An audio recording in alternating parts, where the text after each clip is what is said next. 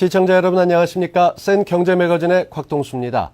보금자리 주택, 도시형 생활주택, 지분형 주택, 다소 낯설지만 새로운 유형의 주택들이 잇따라 등장합니다.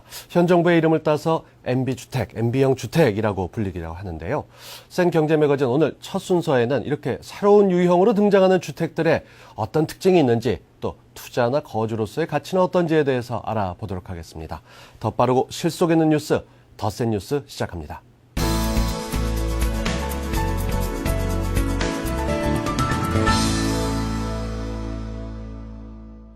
네, 지난 12일 국토해양부가 이전구 주택종합계획을 발표했습니다. 올해 도입되는 이른바 MB형 주택들이 갖고 있는 의미는 어떤지 구체적으로 자세히 알아보도록 하겠습니다. 서울경제신문 부동산부의 윤홍우 기자입니다. 어서 오십시오. 안녕하세요. 네. 무엇보다 중소형 주택 중에서 가장 익숙한 느낌으로 다가서는 게 보금자리 주택입니다. 이 그린벨트 지역이나 신도시에 들어선다라고 하니까 벌써부터 관심 있는 분들이 많은데 보금자리 주택부터 좀 살펴볼까요? 예, 그렇습니다. 정부는 올해부터 보금자리 주택, 도시형 생활주택, 지분형 주택 등 지금까지 시청자 여러분이 들어보지 못했던 주택들을 잇따라 도입합니다. 그중에서도 가장 관심을 모으고 있는 것이 수도권 그린벨트나 도심, 신도시 지역에 들어서는 보금자리 주택입니다. 보금자리 주택은 공공이 공급하는 기존의 국민 임대와 중소형 분양주택을 모두 아우르는 개념입니다. 중소형 분양주택의 경우 택지 공급 가격을 크게 낮춰서 주변 시세보다 약 15% 이상 싸게 공급한다는 방침입니다. 5월에 일단 보금자리 주택 지구 지정을 할 거고요. 10월부터 약 3만 가구가 공급될 예정입니다. 집이 없는 무주택자들만을 대상으로 합니다. 주목하실 만한 것은 보금자리 주택이 수도권 그린벨트 해제 지역에 집중적으로 공급된다는 것입니다. 그린벨트 해제 지역은 사실 수도권 1, 2기 신도시들보다 서울 접근성이 뛰어난 지역이 많습니다. 네. 서울로 출퇴근이 용이하면서도 주변 시세보다 훨씬 싼 중소형 분양주택이 나온다고 하니 수요자들의 관심도 매우 뜨거울 것으로 보입니다. 일단 전문가의 의견을 한번 들어보겠습니다. 오히려 기존 2기 신도시들이라든지 노후된 신도시들에서 자족 기능이 없는 지역들 같은 경우는 상당 부분 집값이 조정될 수 있는 여지들도 있고요.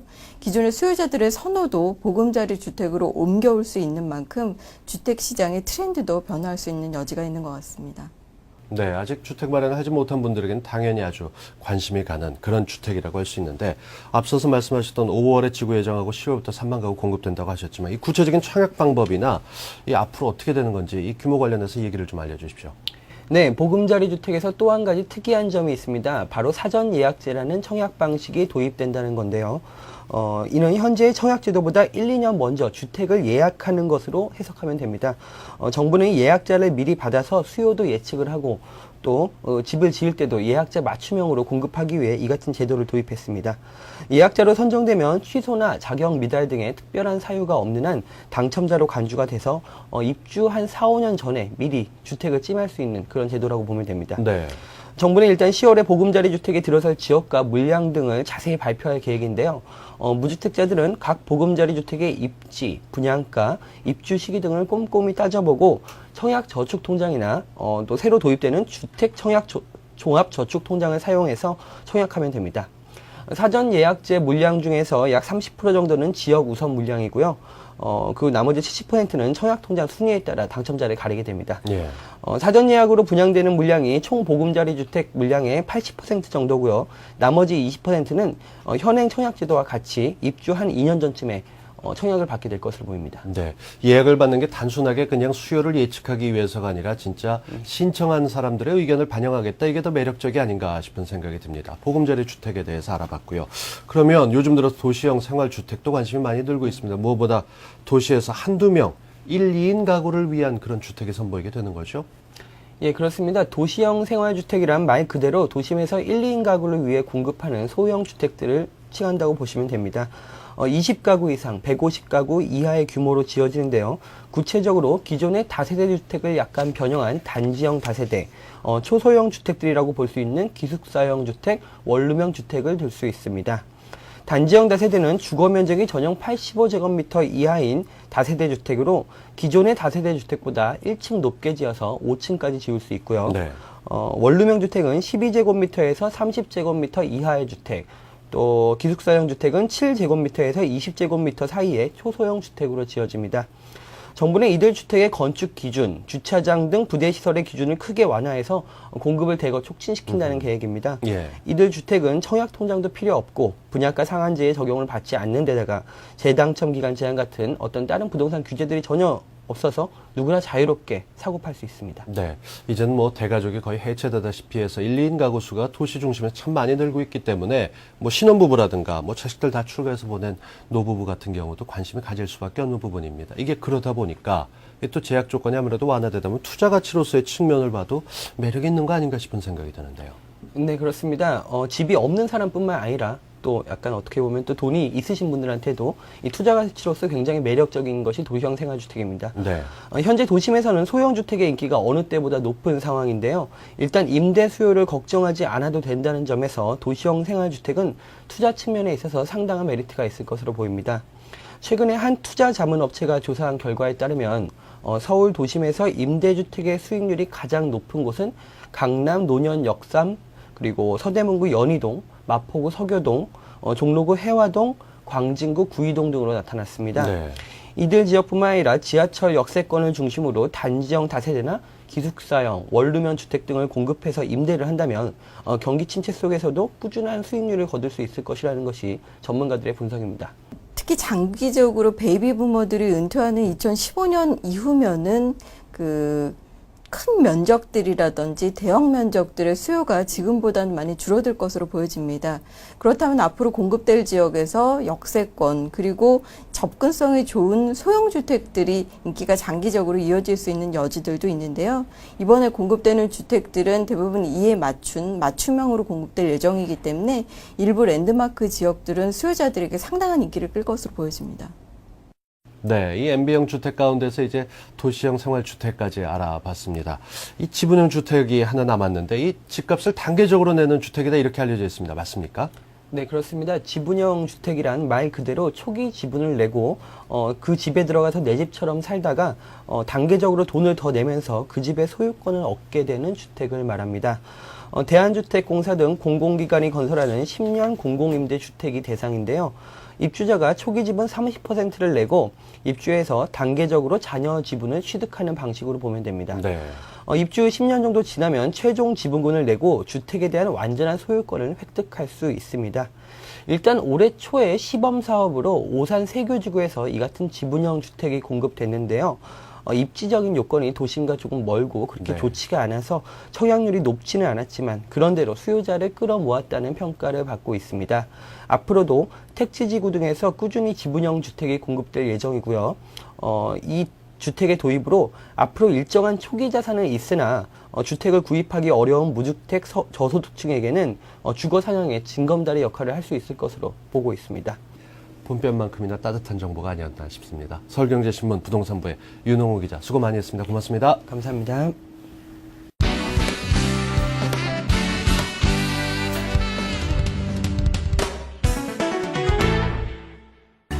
불황의 긴 터널, 회사를 다니는 직장인도 학생들과 가정주부도 점점 한숨이 늘어간다.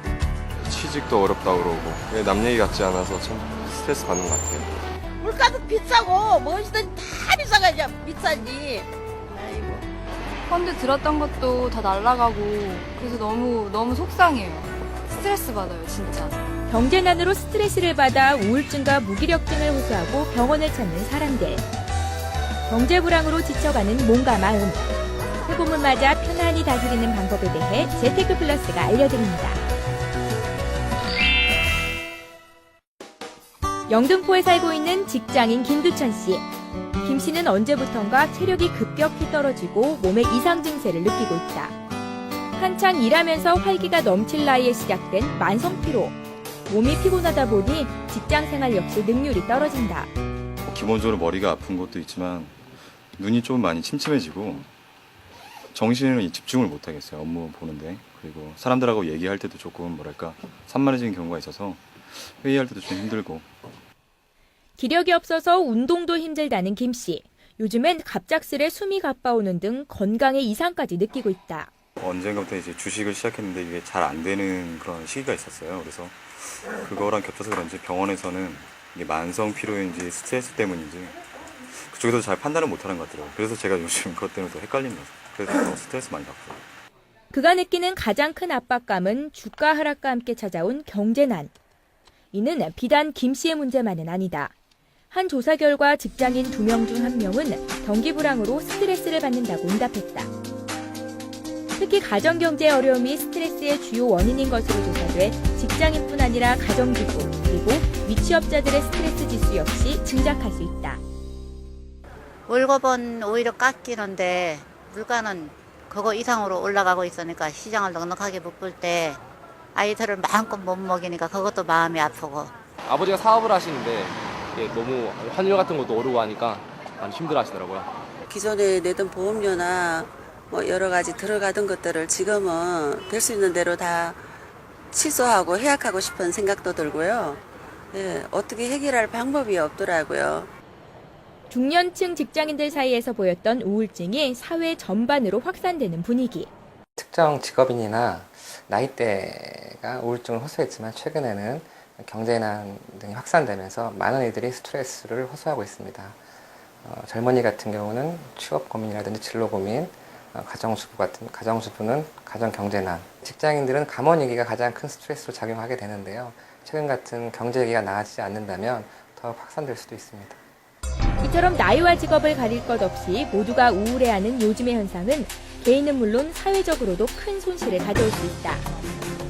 자칫하다가 삶의 의지까지 꺾어버릴 수 있는 우울증과 스트레스. 스트레스를 받으면 초조해지고 불안해지고 그게 또 진행되면 무기력해지고 삶을 포기하고 싶은 우울감 등이 올 수 있으며 신체 증상으로는 만성 피로감, 소화불량, 여러 몸의 통증들이 찾아올 수 있습니다. 이런 증상이 찾아왔을 때 제대로 관리하지 않을 경우에는 극단적인 자살 사고라든지 심한 신체적 질환으로 진행될 수 있기 때문에 적절한 관리가 필요합니다. 현명하게 극복하는 방법은 어떤 것이 있을까? 일단 자신의 현재 상태를 파악하고 스트레스의 정도를 알아보는 것이 중요하다. 다음 항목의 증상들이 2주 이상 지속될 정도면 과도한 스트레스와 우울증을 의심할 수 있다. 일상생활에 지장을 초래할 정도라면 항우울증 치료제나 알코올에 의지하기보다는 전문가의 상담을 받는 것이 시급하다. 현재 자신이 스트레스를 받고 있고 그 스트레스의 원인이 무엇인지 아는 것이 가장 중요합니다. 그런 다음 그 스트레스를 대처하기 위해서는 긍정적인 사고가 굉장히 중요한데 자기가 지금 겪고 있는 스트레스를 이겨낼 수 있다는 긍정적인 사고가 중요합니다. 심리적으로는 가족이라든지 사랑하는 사람과 일상적인 대화들도 스트레스 해소에 도움이 되고 신체적인 부분에서는 규칙적인 운동을 꾸준히 하는 것이 스트레스 관리에 도움이 되는 것으로 알려져 있습니다. 생활이 어려워지면서 마음의 고통을 호소하는 사람들이 늘어나고 있다. 특히 경제난은 그 누구에게도 쉽게 털어놓고 도움을 받기 힘든 문제다. 하지만 해가 뜨기 전에 가장 어두운 법, 때때로 찾아오는 스트레스와 우울증에 시달리기보다는 강한 의지로 스트레스를 극복하는 건 어떨까? 네, 현대인이라면 누구나 피해갈 수 없는 무기력증과 우울증. 이 약간만 노력을 기울이면 스트레스도 덜고 이 활기차게 생활을 이어나갈 수 있다고 하는데요. 독소까지 없애는 방법 이어서 함께 보시죠. 서울 동작구의 한 강의실. 하나, 둘, 셋, 넷. 끊이질 않는 웃음과 폭소. 여기 모인 사람들은 마음을 다스리기 위해 웃음 치료를 택한 이들로 일주일에 한 번씩 이곳에 와서 우울함을 떨쳐내고 있다. 빚보증부터 실직, 그리고 지병 등 저마다의 사연과 어려움으로 극심한 스트레스에 시달렸던 사람들. 서비스 관한 일을 하다 보니까 일단 뭐 고객들에 대한 어떤 뭐 클레임 제기나 이런 거에 대해서 상당히 스트레스를 많이 받고 있죠. 웃음을 알기 전에 심각한 우울증과 편집증, 특히 불면증으로 많이 힘들었는데요. 하지만 우연찮게 접하게 된 웃음 치료를 통해 긍정적인 마음을 갖게 됐다. 웃으면 건강에 좋다는 건 알았지만 막상 어떻게 웃어야 할지 처음엔 난감했던 상황. 하지만 의식적으로 웃기 시작하면 어느새 마음이 한결 편해진다는 사람들. 스트레스도 한결 해소된 표정이다. 기분이 상쾌하고 모든 걸 다 실험을 있는 것 같아요. 이 자신감이요 확 올라왔어요. 그리고 이 온 몸에 이 세포들이 다 깨어나서 너무 즐겁고 행복해요. 기분이 상쾌하고 속이 시원해요. 가슴이 답답하던 게 가슴이 뻥 뚫리는 것 같아요. 무슨 일을 하려고 할 때 모든 좋은 생각들이 다시 나고 이렇게 사람이 생활에 활력을 찾은 것 같아요. 신나게 웃는 것만으로도 스트레스가 해소되고 우울증에 효과적이라는 웃음 치료. 처음 왔을 땐 낯선 분위기에 적응하지 못했던 사람들도 몇십 분만 지나면 얼굴에 환한 웃음을 머금게 된다. 한 보고서에 하면 15초만 웃어도 이틀 돌아서 할 수 있다 그래요. 그 이유는 뭐냐면 231가지 이상의 근육과 400개 이상의 뼈마디, 혈액순환을 좋게 하고요. 긍정적인 호르몬을 만들기 때문에 또 스트레스 호르몬을 줄여줄 수 있기 때문에 이틀 돌아서 한다고 얘기하는데요. 시제적인 효과적인 뿐만 아니라 중요한 것은 뭐냐면 요즘 스트레스와 근심 걱정이 참 많잖아요. 근데 웃음 치료라는 것은 근심 걱정을 제압하게 하고 그 스트레스를 밖으로 몰아내주는 최고의 방법이 바로 웃음의 위력이고 웃음 치료의 힘이죠. 서울 마포의 청소년 수련관, 금요일 저녁임에도 사람들로 꽉 차 있다. 스트레스를 다스리고 마음의 평정을 유지하는 데 있어서 몸을 움직이는 것도 큰 효과가 있다. 한 주 동안 스트레스를 많이 받거나 했을 때 여기 와서 요가 수업을 받으면 몸도 편안해지고 마음도 편안해지고 스트레스도 많이 풀리는 것 같아서 좋습니다. 이제 나이가 들면서 갱년기가 되면 몸도 뻣뻣해지고 또 기분도 우울할 때도 있고 한데 이 좀 유연성이 좀 길러지고 그러면서 몸도 편안해지고 또 마음도 한 곳에 집중하면서 편안해지는 게 좋은 것 같아요. 각종 스트레스로 경직된 몸과 마음을 서서히 풀어주는 요가. 하루 20분씩 꾸준히 요가와 명상을 할 경우 스트레스 제거에 효과적이라는 연구 결과까지 나왔다. 요가 동작과 함께 습관이 되는 깊은 복식호흡법은 자율신경의 중심인 배꼽 부위를 자극해서 교감신경과 부교감신경을 조절하게 됩니다. 또 이완과 명상을 통해서 근육의 긴장을 풀어주고 마음의 안정을 가져다 주기 때문에 요가 수련을 하시게 되면 불안함과 걱정거리, 스트레스가 많이 완화가 되겠고요. 또 올바른 신진대사를 도와주어서 심신의 건강을 이룰 수 있게 될 것입니다. 지자체에서 운영하는 프로그램을 이용하면 요가는 더 저렴하게 즐길 수 있다. 마음을 다스리고 몸 안의 독소를 빼기 위한 방법 중에 너무나 쉬운 것도 있다. 그건 바로 규칙적인 식사와 체내의 수분을 유지하는 것. 몸에 물이 부족하면은 몸의 각종 세포라든지 대사작용에 둔화가 옵니다. 이 몸에 대사작용에 둔화가 오면은 몸은 무리를 하게 되고 더 민감하게 되죠. 그것을 다른 말로 표현하면은 몸과 마음에 여유가 없어진다는 겁니다. 그래서 같은 상황에 짜증 안 날 때 더 짜증이 나고 뭔가 생각을 해야 될 때 생각이 더 안 나고 똑같은 일을 했는데 남보다 더 피곤해지고 힘들어지고 근육이 더 뭉치고 이런 이유들을 가만히 살펴보면은 사실은 몸에 물 부족 때문에 그런 현상이 일어난다는 거죠. 때문에 건강기능식품을 맹신하거나 탈수를 유도하는 술과 커피를 줄이고 신진대사를 촉진하는 물을 많이 마시는 것이 좋다. 첫 번째, 얼마나 마시느냐는 보통 1.5리터에서 2리터 정도의 물을 추가로 섭취하시는 게 좋습니다. 1.5리터에서 2리터라고 한다면은 우리가 조그만 생수병 있죠. 그게 500cc인데 그것을 하루에 음식 또는 음료와 달리 추가해서 3병 내지 4병을 더 드시라는 거죠. 물을 마시는 방법은 정말 아무 때나 마셔도 됩니다. 아무 때나. 물론 목이 마를 때 물을 마셔야 되는 건 너무나 당연한 거고요. 뭐 자다 깨다 마시든지 일어나서 마시든지 차게 마시든지 뜨뜻하게 마시든지 식중에 마시든지 식전에 마시든지 식후에 마시든지 아무 차이가 없거든요. 그냥 마시고 싶을 때 또는 마시고 싶지 않아도 마시라는 거죠. 규칙적인 운동과 가족과의 대화 역시 스트레스 제거는 물론 동기부여에 큰 힘이 된다. 공감을 해주는 상대와 대화하고 큰 소리를 내서 웃거나 소리내어 우는 것만으로도 스트레스와 함께 몸 안의 독소가 사라진다. 지속적인 경기 불황이 이어지는 요즘 경제난으로 인한 스트레스는 클 수밖에 없다. 하지만 쉽게 비관하고 절망하기보다는 마음을 편안히 갖고 상황을 기다리는 것이 좋다. 지금의 위기는 나 혼자만의 것은 아니다. 그리고 이 힘겨운 시간들 역시 언젠가 반드시 지나갈 것이다.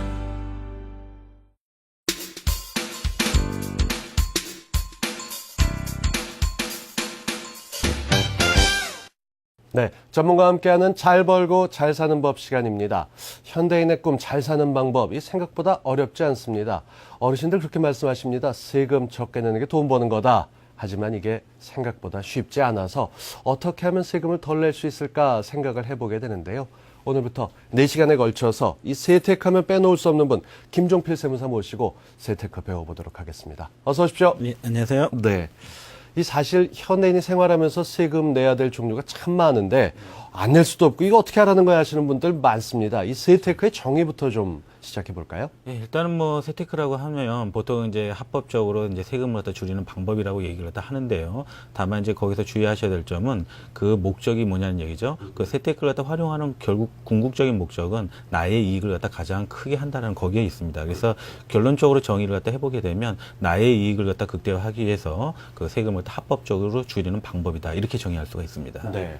내 이익에 동그라미 하나 들어가고 합법적으로의 동그라미를 다시 하나 쳐야 될 것 같은데 그러면은 오늘 어떤 분야의 세테크를 추천해 주실지 아주 흥미롭습니다. 뭐 여러 분야가 있지만 네. 기본적으로 첫 시간이기 때문에 한 주택자에 관해서 이제 세금 절세 전략을 갖다 좀 살펴볼 것이고요. 네. 한 주택자 부분에 있어서 좀 관심을 갖다 가주셔야 되는 부분은 그 비과세라고 하는 부분 하고요. 그다음에 이제 장기 보유 특별 공제가 확대가 됐다는 그 두 가지 포인트를 갖다가 맞춰가지고 오늘 그 말씀을 갖다 드리도록 하겠습니다. 네. 일단 1주택자, 한 주택 집을 한 채만 갖고 계신 분들은 세금을 별로 안 낸다 이렇게 알고 계셨던 분들이 막상 집을 처분하고 할 때 되면 이게 왜 이렇지? 놀라는 경우가 많은데 이 양도세 때문에 그렇습니다. 이 양도세를 내는 경우하고 내지 않는 경우 이 구분하는 방법부터 좀 알려주세요. 예, 일단은 그 제일 먼저 이제 1세대 1주택자 경우에 이제 따져보셔야 되는 부분은 보유기간이라든지 그다음에 거주기간이라든지 양도가액 9억 원 초과 여부를 갖다 가지고 종합적으로 판단을 갖다 하게 됩니다. 네. 그 경우 이제 비과세 대상이 아니면 당연히 세금을 갖다 계산해서 납부하셔야 되고 비과세 대상이라고 하더라도 9억 원을 갖다 초과하는 경우에는 양도세를 갖다 계산해서 납부하셔야 됩니다. 이를 갖다 이제 구체적으로 한번 표를 갖다 보시면서 정리를 갖다 해보게 되면요. 네. 지역은 크게 두 가지로 구분을 갖다 하고 있고요. 서울 등 소재 지역하고 서울 등 이외의 소재 지역 이렇게 구분을 갖다 하시는데 서울 등이라고 한다면 서울, 과천, 분당, 평촌, 삼본이산, 중도 요 부분을 갖다 얘기를 갖다 합니다. 이 두 가지를 갖다 구분하는 이유는 2년 거주가 필요한 지역이냐 아니냐 이렇게 이제 구분을 갖다 하시면 될 것 같고요. 네. 그래서 서울 등 소재 지역은 3년에 2년 거주 요건을 갖다 채워야지 비과세 요건이 됐다 이렇게 되는 거고요. 서울 등 이외의 지역의 경우에는 3년 보유만 해도 그 비과세 요건을 갖다 갖췄다 이렇게 얘기할 수가 있습니다. 다만 그 가액이 9억 원 이하냐 초과냐 여부에 따라서 세금 계산하는 법이 달라지는데요. 9억 이하 부분은 아예 세금 계산을 갖다 하지 않고 전액 비과세 혜택을 갖다 주고 있습니다. 네. 그래서 사실상 그 신고를 갖다 안 하셔도 아무런 불이익이 없죠. 예. 다만 이제 9억 원을 갖다 초과를 갖다 하는 경우에는 비과세 요건을 갖다 갖췄다고 하더라도 당연히 일부 차익에 대해서 세금을 갖다 계산해서 납부하도록 그렇게 되어 있습니다. 네. 다만 이 비과세 요건을 갖다 갖추지 못한 경우에는 전체 차익에 대해서 양도세를 갖다 계산을 갖다 하게 되는 것이죠. 네. 자, 그러면은 이제 여기서 중요한 부분이 보유 기간하고 거주 기간을 갖다 따져주는 부분이 될 텐데요. 보유 기간하고 거주 기간 따지는 부분은 일단 보유 기간을 갖다 먼저 보시게 되면 취득일서부터 매도일까지를 갖다가 전체 보유 기간이다 이렇게 얘기를 갖다 하고요. 네. 그 부분이 이제 3년 이상이 기본적으로 충족이 돼야 됩니다. 자, 여기서 취득일하고 매도일하고 따져주는 법은요. 우리가 그 실제 잔금 청산일 부분하고 그다음에 이제 등기 접수한 날짜가 있습니다. 네. 그 둘 중에 빠른 날을 갖다 기준으로 해서 판단을 갖다 하시면 되고요.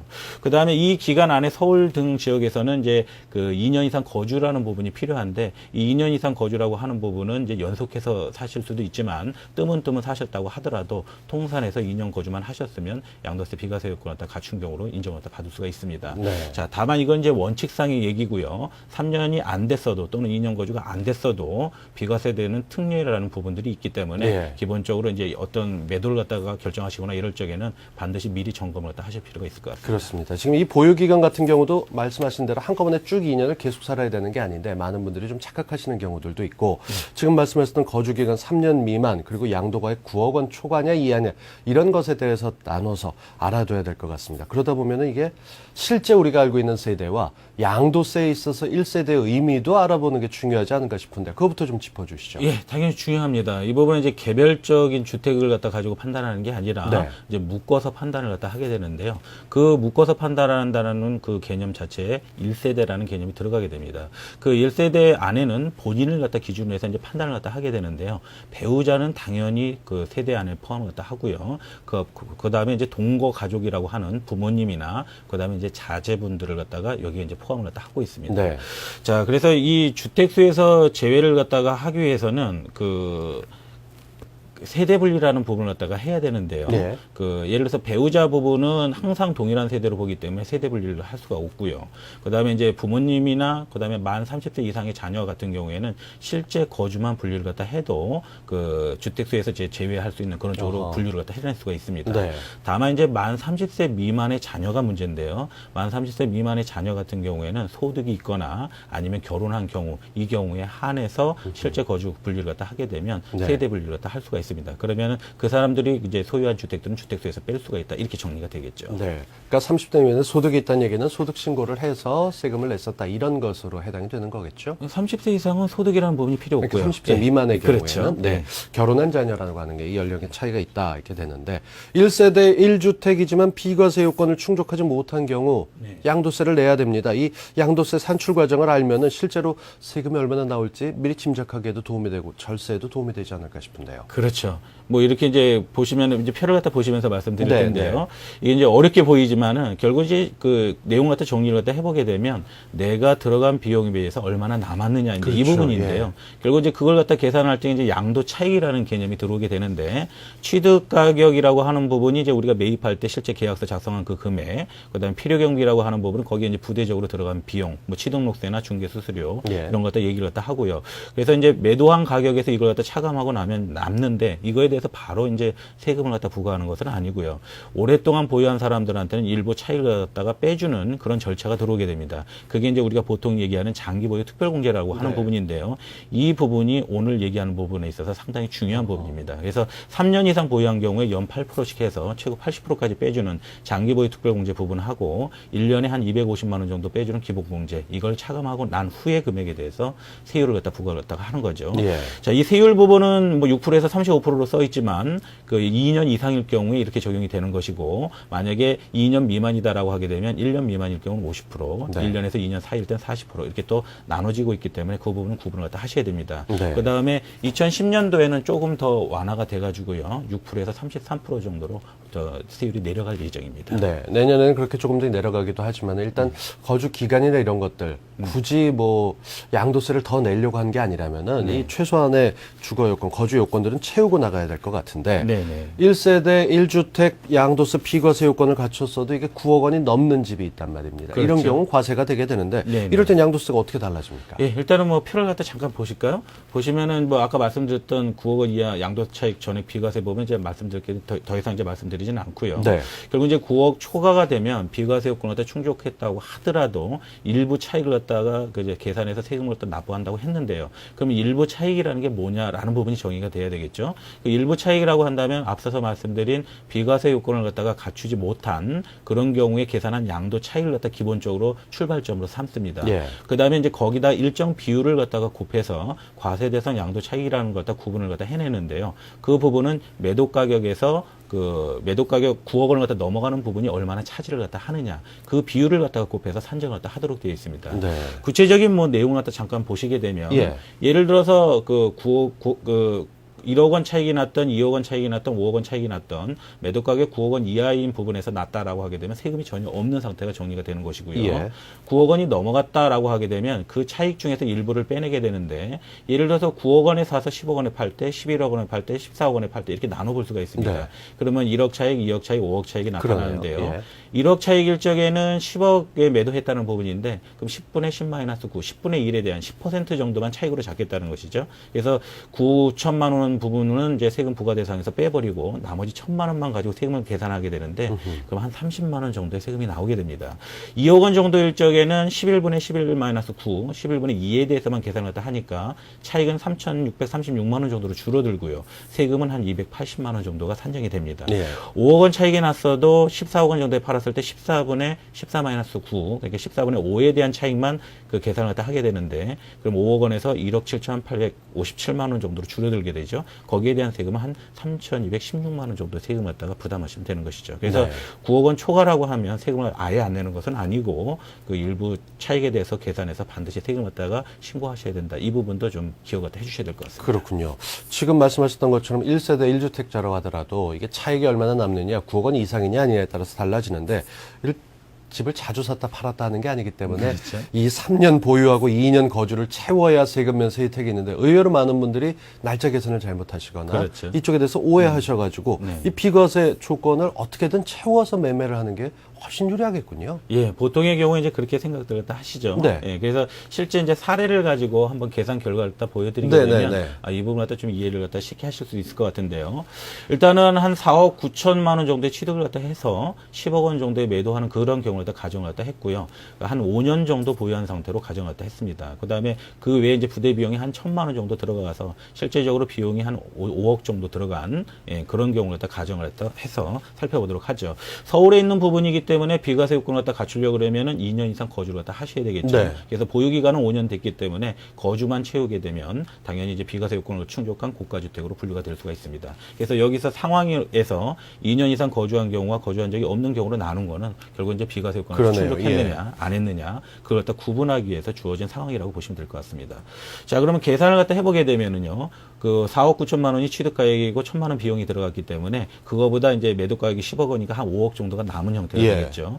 그 5억 원 부분에 대해서 이제 장기 보유 특별 공제라는 게 8%씩 해갖고 5년치에 대한 40%가 예. 그 공제가 되고요. 그다음에 기본 250만 원 정도 공제를 갖다 하고 나면 5억 원에서 2억 250만 원 정도 갖다가 차감한 금액에 대해서 세금 부과를 다 하게 됩니다. 그러면 뭐 대략 한 약 9천만 원 정도 그러네요. 그 정도의 이제 세금을 갖다 부담하시면 되는데 비과세 요건을 갖다 갖춘 그런 경우 그러니까 2년 거주를 갖다 채운 상태로 가게 되면 5억 차익 중에서 일부만 빼내게 되는데요. 그 일부 빼내는 부분이 10분의 10-9, 10분의 1에 대한 부분만 네. 가지고 이제 세금 계산을 다 한다는 것이죠. 그래서 5천만 원 정도 차익으로 줄어들게 되니까 결국 이제 4억 5천이라고 하는 양도 차익이 세금 부과 대상에서 이제 빠져버리는 좋은 효과가 나타나게 되는 겁니다. 예. 거기에 이제 장기 보유 특별 공제는 당연히 적용되고요. 그다음에 이제 그 기본 공제까지 감안을 갖다 하게 되면 5천만 원에서 한 2,250만 원 정도 갖다 차감을 해서 어허. 그 금액에 대해서 세금 부과를 갖다 하게 되는데 한 320만 원 정도만 납부를 갖다 하시면 되는 겁니다. 그래서 약 9천만 원에서 한 320만 원 정도로 줄어들기 때문에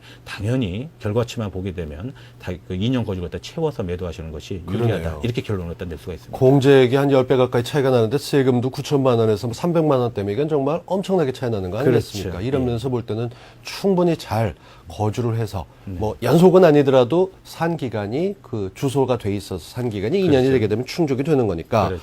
이거를 집어넣어야 되겠다라는 생각이 드는 거고요.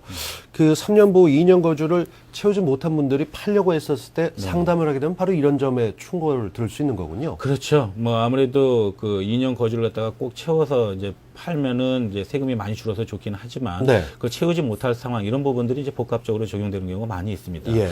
자, 그런데 이제 여기서 주의하셔야 될 점은 올해 그 새로 도입된 건 아니지만 확대가 된 그 장기 보유 특별 공제를 갖다 제대로 활용을 갖다 하게 되면 굳이 뭐 거주 요건을 갖다 채우지 않아도 매도할 수 있는 그런 상황으로 만들어갈 수도 있습니다. 그래서 장기 보유 특별 공제가 어떻게 바뀌었는지를 갖다가 좀 그 살펴봐야 될 것 같은데요. 1세대 1주택인 경우하고 1세대 1주택이 아닌 경우 두 경우를 반드시 구분을 갖다 하셔야 됩니다. 그래서 1세대 1주택인 경우에는 3년 이상이 됐을 때 그 24%부터 해가지고 8%씩 계속 올라가게 됩니다. 네. 다만 이제 무한정 올라가지는 않고요. 10년이 됐을 때 최고 80%까지 인정받을 수가 있고요. 1주택자가 아니면 10%부터 출발을 갖다 합니다. 네. 그다음에 올라가는 퍼센트도 약 3% 정도가 되고요. 그럼 최고 10년이 되면 30% 정도까지만 인정을 받을 수가 있습니다. 그래서 1세대 1주택이냐 아니냐에 따라서 장기보유 특별공제는 엄청나게 차이가 날 수가 있고요. 10년이 넘어가게 되면 더 이상 증가를 갖다 하지 않기 때문에 10년치가 최고치다 이렇게 보시면 될 것 같습니다. 네. 10년 이상을 보유해서 뭐 더 사시는 분은 상관없겠죠. 있겠지만 이게 투자 목적을 갖고 계시거나 한다면은 세금에 대해서 지금 장기 보유 특별 공제율은 10년 이상은 동일하다라고 그렇죠. 하는 것들을 감안하셔야 될 것 같고요. 그러면은 세금 먼저 계산하고 매도 시기를 정해야 되는 게 현명한 투자 방법이 될 게 분명한데요. 그렇죠. 그렇다면 10년 정도 보유한 후에 양도세가 구체적으로 어떻게 달라집니까? 뭐 아까 그 5년 정도 보였던 그 상황을 갖다가 네. 연장을 갖다 시켜갖고요. 똑같은 차익에서 한 10년 정도 보유한 경우로 한번 늘려봤습니다. 그래서 그걸 가지고 이제 얘기를 갖다 해보죠. 자, 그러면은 차익은 뭐 아까 말씀드렸던 것처럼 5억 차익, 거기서 그 비과세 요건을 갖다 갖춘 경우에는 10분의 1에 대한 부분 5천 차익, 여기까지는 동일한 상황으로 네. 놓고요. 달라지는 부분은 이제 장기 보유 특별 공제가 되겠죠. 그러네요. 5년짜리였을 때는 40%지만 10년짜리일 때는 2배로 늘어나서 80%짜리가 됩니다. 그래서 5억 원을 갖다 기준으로 해서 보게 되면 80%를 갖다 80%에 해당하는 금액이 4억 원이 되겠죠. 거기에 뭐 기본 공제 빼고 나면 그 공제하는 금액이 4억 250만 원으로 훨씬 더 늘어나게 되는 것이죠. 네. 거기에 대해서 세금 계산을 갖다가 구체적으로 하게 되면 6%에서 35% 적용을 갖다 했을 적에 뭐 구체적인 숫자는 뭐 복잡하게 돼 있지만 약 한 2천만 원 정도 예. 그 정도의 세금을 갖다 부담하시면 되는 거죠. 그러면 5년 정도 보였을 때 9천만 원 부분에서 한 2천만 원 정도로 한 7천만 원 정도가 그러네요. 줄어드는 예. 그런 형태가 되겠죠. 자, 비과세 요건을 갖다 갖춘 경우에는 이제 5천만 원 차익에 대해서 세금 계산을 갖다 하게 되는데 뭐 똑같이 장기보유 특별공제는 80%까지 적용이 되고요. 그렇게 적용했을 때 세금이 45만 원 정도가 됩니다. 그럼 아까 320만 원에서 45만 원 정도 더 줄어들기는 했지만 큰 의미는 없는 걸로 보고요. 네. 그러면 여기서 이제 기억을 갖다 하셔야 되는 부분은 아까 그 5년 정도 됐을 적에는 9천만 원대 예를 들어서 320만 원 이런 부분이었었지만 10년 정도 됐을 때는 2천만 원대 45만 원 정도. 그러면은 중요한 부분이 하나가 숨어져 있다는 것이죠. 세금이라는 부분은 당연히 최선의 절세로 가려고 그러면 45만 원짜리로 가야 되지만 그렇죠. 매도 시기 결정 부분에 있어서는 시세라는 부분이 중요하다는 맞습니다. 것이죠. 네. 그래서 결국은 이 약 2천만 원 절세를 위해서 그 2년 거주를 갖다가 채운다라는 부분은 시간을 갖다 허비하게 되는 부분인데 그럴 정도의 이 세금이 중요한 위치를 갖다 차지하고 있느냐 그 자리매김을 갖다 좀 하셔야 될 것 같습니다. 그래서 10억 원 정도 시세 부분에 있어서는 이 2천만 원이라고 하는 세금 부분의 절세 부분은 그렇게 크게 중요하지 그렇죠. 않을 수도 있다. 이 관점을 갖다 좀 이해를 갖다 하셔야 될 것 같습니다. 다만 이제 이러한 혜택을 갖다 보시려고 한다면 결국은 장기보유 특별공제가 상당히 높게 설정이 되는 그런 시기에 있으셔야 되고요. 네. 그렇다고 그렇다고 한다면 한 8년 차, 9년 차, 10년 차 정도 이 정도에 있는 분들이 거주 요건을 갖다 채우지 않고도 매도할 수 있다. 이런 부분이 되겠죠. 네. 1주택자의 세금 내는 거 익숙하지 않기 때문에 특히나 장기 보유를 해서 여러 가지 공제를 받을 수 있느냐 양도세 관련해서 혼란스러워 하시는 분들이 계실까 봐 오늘 저희가 사례를 통해서 좀 짚어봤습니다. 아마 해당 사항 되시는 분들이 이 절세 전략에 대해서 현실적이고 구체적인 도움 받으셨으리라 생각합니다. 저희가 다음에는요 2주택자 재테크는 어떻게 하는 게 좋을지 짚어드리겠습니다. 이 시간 함께 해주신 김종필 세무사 오늘 말씀 고맙습니다. 네, 감사합니다.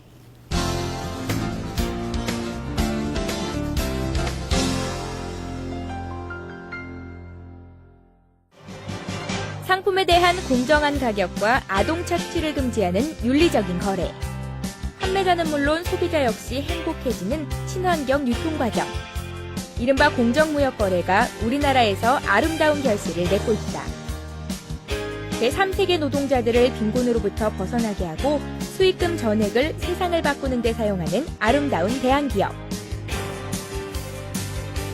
공정무역연합의 박창순 대표를 퍼스트클래스가 함께한다.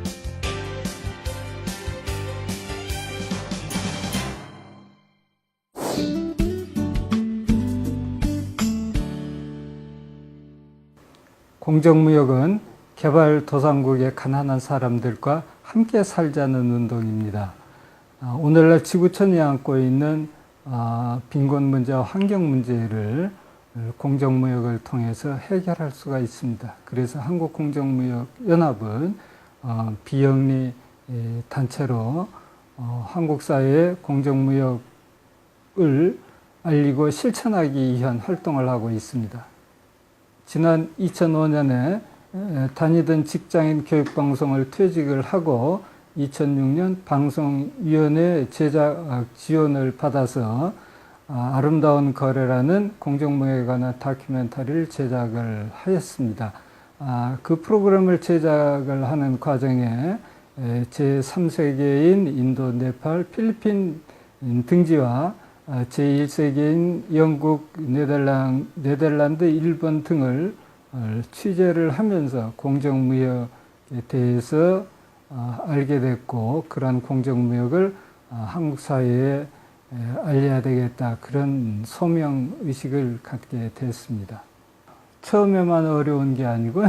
지금도 여전히 어렵습니다. 이 한국공정무역연합으로서 한국사회 공정무역을 알리는 일을 교육사업이나 홍보활동 등을 하는데 일할 사람도 있어야 되고 사무실 운영도 해야 되는 그런 비용이 필요한데 그런 돈이 나올 데가 없습니다. 그래서 우리는 공정무역 제품을 수입을 해서 한국 시장에 알리고 판매를 해서 그 수익금으로 단체를 운영할 생각을 하였었는데 사실 그것도 현실적으로 어렵습니다.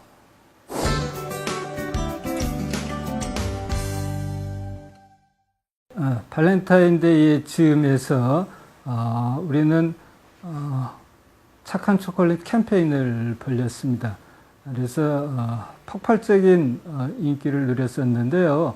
그것은 시사 주간지인 한겨레 20일에서 코트디부아르의 카카오 농장에서 아동들이 노동을 한다는 기사가 보도되면서 많은 사람들이 관심을 기울였었습니다. 그래서 발렌타인이 있는 2월 첫 주부터 사람들의 관심이 증대되었고 둘째 주에 가서는 감당할 수 없을 정도로 전국에서 많은 사람들이 이 착한 초콜릿에 관심을 가지고 주문을 하고 했습니다.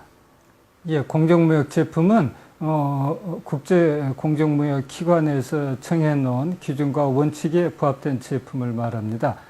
그런 기준과 원칙은 생산자들에게 정당한 가격을 지불하고 또 환경 파괴를 하지 않고 아동 노동을 하지 않고 남녀 차별을 하지 않고 생산된 그런 제품을 공정무역 제품이라고 합니다.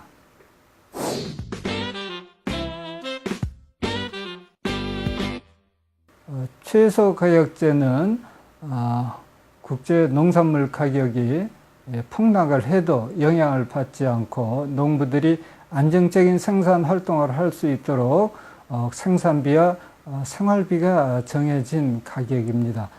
그리고 사회적 초과 이유는 그 농부조합이나 생산자 조합에서 받아서 그 사회적 초과 이윤으로 지역사회에 필요한 우물을 설치한다거나 학교 교실을 짓는다거나 진료소를 설치하거나 해서 지역사회 주민들이 다 이용을 할 수 있게 하는 것입니다. 그래서 생산자들의 삶도 나아지고 지역사회도 발전하게 되는 것이죠. 공정무역은 자선이나 원조가 아니고 정당한 거래입니다. 내가 필요한 물건을 구매할 때 아동노동하지 않고 친환경적으로 생산된 제품이면서도 또 품질도 좋고 그리고 가격도 적정하면은 구매를 하는 것입니다. 마치 공정무역 제품을 구매하면서 남을 돕는다거나 베푼다는 생각을 가지고 구매하는 것은 잘못된 것입니다.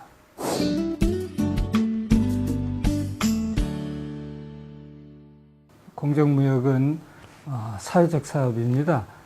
어떤 개인이 사익을 추구하는 게 아니기 때문에 우리는 공정무역 제품을 수입해서 판매하는 과정에 모든 정보를 투명하게 공개를 합니다. 원가 공개도 하고 마진도 최소화해서 많은 소비자들이 공정무역 제품을 구매할 수 있도록 그런 경영 원칙을 가지고 있습니다. 이 일을 하면서 정말 젊은 대학생들이 제3세계 빈곤 문제라든지 환경 문제 해결을 위해서 공정무역에 관심을 가지고 또 이 일을 하려고 하는 것을 봤을 때 정말 보람되고 또 용기가 생깁니다. 우리나라 정부에서도 공정무역에 대한 그런 그 가치를 이해를 했으면 좋겠습니다. 즉 제3세계 원조하는 하나의 방식으로 공정무역 생산지를 개발하고 또 생산자들을 지원을 하면은 그들이 스스로 자립해서 지속적으로 생활을 할 수 있게 하는 것입니다. 그러한 공정무역의 의미나 가치를 이해를 하고 공정무역 활동을 좀 더 적극적으로 지원해 줬으면 좋겠습니다.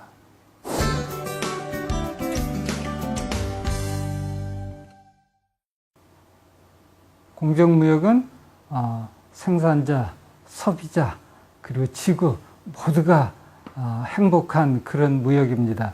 이러한 공정무역이 한국 사회에 보다 잘 자리 잡을 수 있도록 우리는 일반 시민을 대상으로 공개 강좌도 개최하고 또 학생이나 교사를 대상으로 교육 자료도 개발해서 보급을 할 생각입니다. 그래서 한국에 보다 공정무역이 잘 뿌리를 내려서 우리가 지구촌의 한 가족으로서 함께 행복하게 살 수 있는 그런 세상이 될 수 있도록 노력을 할 생각입니다.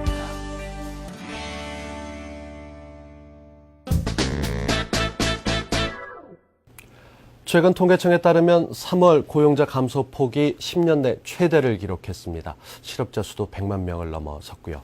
일부 경제 지표가 호전의 기미를 보이고 있습니다만 고용 지표를 본다면 최악의 상황을 벗어나기 어려운 모습이다 이렇게 보입니다.